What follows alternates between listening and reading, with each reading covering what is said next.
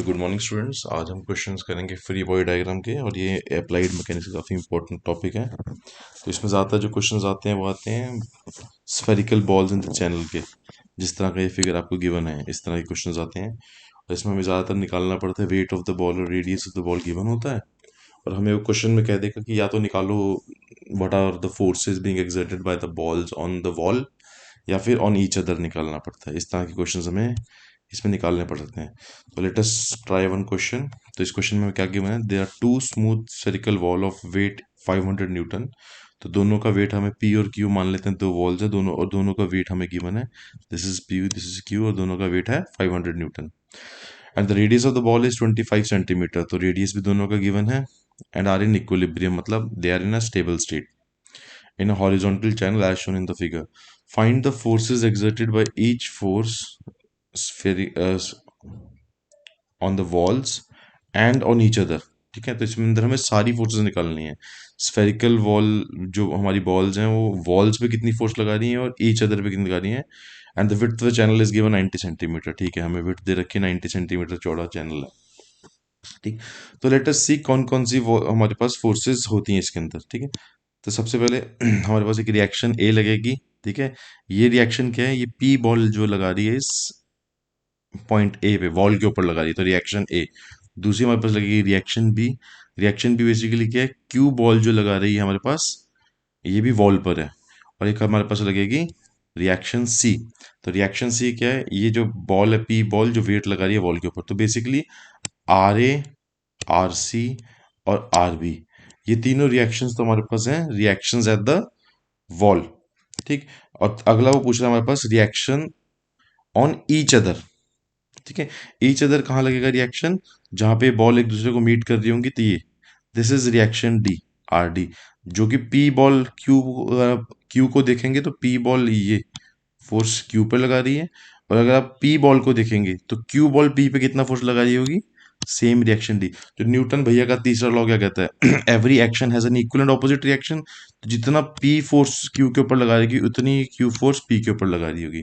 तो फाइनली हमारे पास कितनी फोर्सेज हैं, हमारे पास जो रिएक्शंस निकालनी है हमें, वो निकालनी है R A, R B, R C, R D.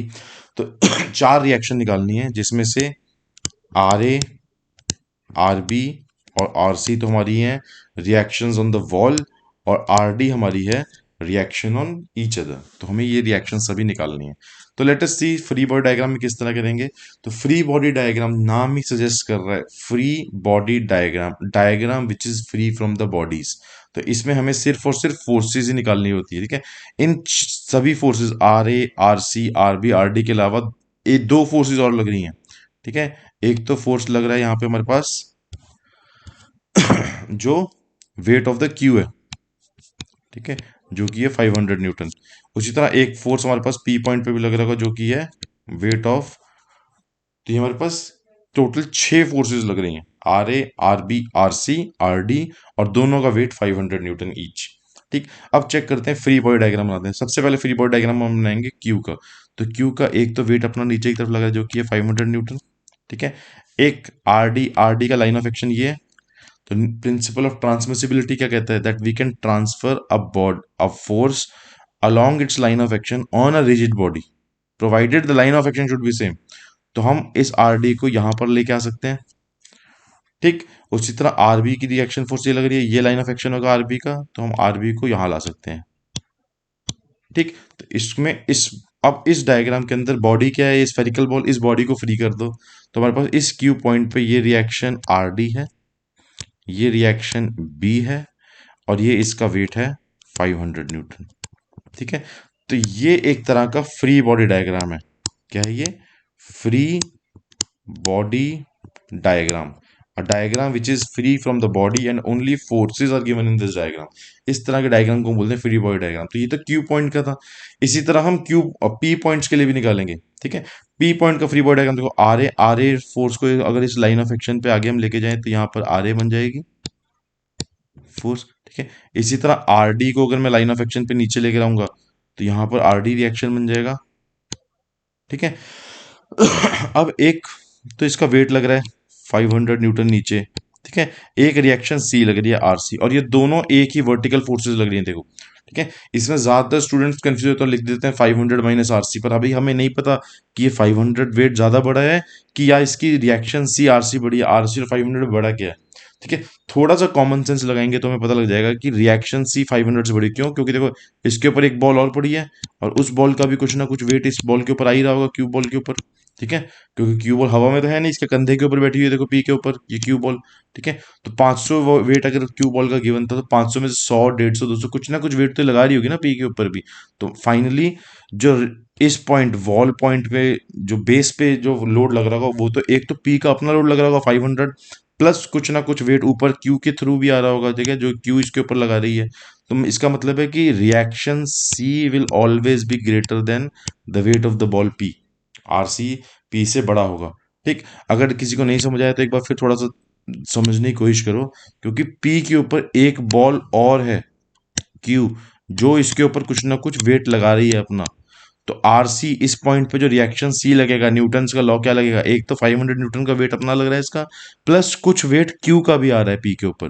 तो इसलिए R C will always be greater than 500। ठीक। तो यहां पर इसलिए अब आर सी ग्रेटर है 500 से, आर सी ऊपर की तरफ है और वेट नीचे की तरफ लग रहा है डब्ल्यू। तो फाइनली हमारे पास जो ऊपर की तरफ वेट लगा that will be R C minus 500। Minus क्यों, क्योंकि दोनों ऑपोजिट डायरेक्शन में लग रहे थे। ठीक। और ये जो वर्टिकली जा रही है इस फोर्स का नाम है आर ए। ठीक है, ये रिएक्शन है। और जो नीचे की तरफ जा रही है इस फोर्स का नाम है R D. This are D और जो क्यू पे आर डी लग रही थी ये दोनों सेम होंगी। अब मैं अगली फिगर में दिखाता हूँ, देखो इस तरह से। तो क्यू पे हमारे पास क्या फोर्स लग रही थी, this force was R D, this force was reaction at B R B. ये इसका वेट लग रहा था 500 न्यूटन नीचे की तरफ। ठीक। ये फोर्स अभी हमने पी पे देखी आर सी माइनस 500। ठीक। ये पी वाली फोर्स कौन सी थी, ये आर ए। और ये एक फोर्स लग रही थी आर डी। ठीक। तो ये आर डी वाली फोर्स जो पी पे लग रही है और ये आर डी वाली फोर्स जो क्यू पे लग रही है, दिस इज सेम, जो ये कॉमन एरिया पे लग रही है यहाँ पे। ठीक। तो आर डी फोर्स हमारे पास सेम है और ये इक्वल ही रहेंगी। ठीक। तो this is basically the free body diagram for point P and for point Q. ठीक है। और इनको हम सॉल्व करेंगे लैमीज से। ठीक। सवाल आता है कि पहले किसको सॉल्व करेंगे, पहले क्यू को सॉल्व करेंगे कि पहले पी को सॉल्व करेंगे। ना पहले क्यू को सॉल्व करेंगे ना पी को, पहले हम इनके बीच के एंगल निकालेंगे, क्योंकि अगर हम इनके बीच के एंगल्स नहीं पता होंगे तो हम इन दोनों को सॉल्व नहीं कर सकते। ठीक। तो पहले एंगल्स निकालते हैं, फिर देखते हैं कि पी या क्यू में से किसको सॉल्व करना है और क्यों पहले सॉल्व करना है। ठीक। लेट अस सी, क्यू को पकड़ते हैं। ठीक। अब हमें पता है क्यू का एंगल ये तो हमें साफ दिख रहा है, दिस इज 90 डिग्री। ठीक है। अब ये एंगल भी अननोन है और ये एंगल भी अननोन है। इन दोनों अननोन एंगल्स को निकालने के लिए हम ज्योमेट्री ऑफ द फिगर देखेंगे। ठीक है। अगर मैं फिगर की ज्योमेट्री देखूं तो यहां पर जो आर डी लग रहा था मेरे पास, यही आर डी ऊपर की तरफ गया, रिएक्शन आर डी। अगर मैं यहां से एक हॉरिजॉन्टल लाइन क्रिएट करूं तो this angle will be equal to theta. Let us suppose यहां से मैंने एक हॉरिजॉन्टल लाइन इक्वेट की तो दिस एंगल इज थीटा। ठीक है। इस थीटा को निकालने की कोशिश करेंगे। ठीक है। कलर चेंज कर लेते हैं ताकि कंफ्यूजन ना हो, रेड कलर से चलते हैं। ठीक। तो इस थीटा को निकालने के लिए ये theta will be equal to this theta, यहां पर जो थीटा आएगा। ठीक है। इसको मैं नाम देता हूं ई एफ जी। तो ये ई एफ और जी ट्राइंगल, ये हमारे काफी इंपॉर्टेंट ट्राइंगल, जिससे हम थीटा की वैल्यू निकालने की कोशिश करेंगे। ठीक। तो ये थीटा इक्वल क्यों होंगे मेरे को बताने की जरूरत नहीं है, 10th 11th 12th में पढ़ा हुआ है कि पैरेलल लाइन को अगर एक लाइन इंक्लाइन कट करेगी तो ये थीटा हमारे सेम हो जाएंगे, सेम एंगल्स पर ही कट करेगी वो। ठीक। अब ई एफ जी ट्राइंगल को चेक करें, C triangle E F G. इसमें ई एफ की वैल्यू क्या होगी, ई एफ बेसिकली क्या है इस ट्राइंगल का, अगर ये देखो 90 डिग्री का ट्राइंगल है तो ये हमारा 90 डिग्री है जी पॉइंट पे। ठीक। This is 90 degree. तो ई एफ हमारा क्या है, ई एफ इज हमारा हाइपोटेन्यूस। ठीक। बहुत बेसिक से क्वेश्चन चलेंगे देखो भी। और ई एफ की वैल्यू कितनी होगी, ये 25 रेडियस है, ये भी 25 रेडियस है, तो ई एफ की टोटल वैल्यू कितनी होगी 50। ठीक। अब देखो ईजी और एफ जी में किसी को निकाल सकते हैं, ईजी को तो हम निकाल नहीं सकते क्योंकि हमें नहीं पता कि ई से ये बॉटम का डिस्टेंस कितना, ये अननोन है। ठीक है। और हमें ये भी नहीं पता ये डिस्टेंस फिर भी निकल जाएगा, देखो ये रेडियस है बट ऊपर का डिस्टेंस अननोन है, तो हम ईजी को नहीं निकाल सकते। ठीक। तो क्या हम ई एफ एफ जी को निकाल सकते हैं, एफ जी को निकालना पॉसिबल है। देखो टोटल डिस्टेंस हमें पता है कि 90 गिवन है। ठीक है। कलर चेंज करके तुम्हें थोड़ा सा और क्लियर हो जाएगा। ठीक। टोटल डिस्टेंस 90 पता है, ये डिस्टेंस कितना होगा, ये distance, this distance is the radius of the ball 25, और अगर देखोगे ये डिस्टेंस कितना होगा, this is again 25 radius of the ball. ठीक है, यहाँ देखो रेडियस ऑफ द बॉल 25। ठीक, तो 90 में से 25 यहाँ का आ गया, 25 यहाँ का आ गया, तो टोटल 50 गया। तो बीच में कितना बचा, एफ जी की वैल्यू बची 40। ठीक, तो F G is equal to 40। और ये एफ जी क्या है, अगर ई एफ जी ट्राइंगल को आप चेक करोगे तो ई एफ जी ट्राइंगल के अंदर ये एफ जी बेसिकली क्या है, F G is the base. ठीक, ध्यान से देखिए, एफ जी बेसिकली क्या है, एफ जी बेस है, ये हाइपोटेन्यूज है। ठीक है, ई जी क्या है, E G is perpendicular and F G is base, तो ये हमारा बेस है। तो इस ट्राइंगल में अगर मैं कॉस थीटा निकालना चाहूँ, कॉस थीटा क्या होता है, चाहे पंडित बद्री प्रसाद हर बोले लगा लो, चाहे जो कॉन्वेंट में बच्चे पढ़े हुए हैं वो लगाएंगे, some people have curly brown hair turn permanently black. तो curly brown hair, curly brown hair, तो cos is base upon hypotenuse, जो कि बनेगा 40/50। तो इसको अगर मैं सॉल्व करूं तो this will be equal to 0.8। तो यहाँ से थीटा की वैल्यू क्या आ जाएगी, cos inverse of 0.8 which is equal to 36.8 degree. हाथ में कैलकुलेटर है आपके पास, एक यंत्र जो कि अलाउड है एग्जाम में ले जाना, तो उस एग्जाम उसको यूज कीजिए। ठीक है, तो थीटा की वैल्यू आ गई 36.8। तो this theta is equal to 36.8। ये थीटा निकलने के बाद आपके लगभग सभी एंगल, लगभग क्या सारे एंगल निकल ही जाएंगे। देखो ये एंगल अगर थीटा दिख रहा है, थीटा ऊपर है, तो उसी तरह देखो इस फोर्स में नीचे की तरफ जो आर डी जा रही होगी, ठीक है, हॉरिजॉन्टल में, ये एंगल कितना होगा, this angle will be equal to theta only, vertically opposite angle. तो ये एंगल जो होगा हमारा, ये एंगल भी थीटा ही आएगा, दैट इज 36.8। ठीक, अब मेरे पास लगभग सभी एंगल्स निकल गए इसके अंदर के। ठीक है, ये एंगल कितना होगा, this angle will B 180 minus theta, और थीटा की वैल्यू 36.8 है, तो ये एंगल आ गया मेरे पास 143.2। ठीक है, ये एंगल कितना होगा, 90 प्लस थीटा, जो कि आ जाएगा 90 प्लस 36.8, तो ये बन जाएगा 126.8।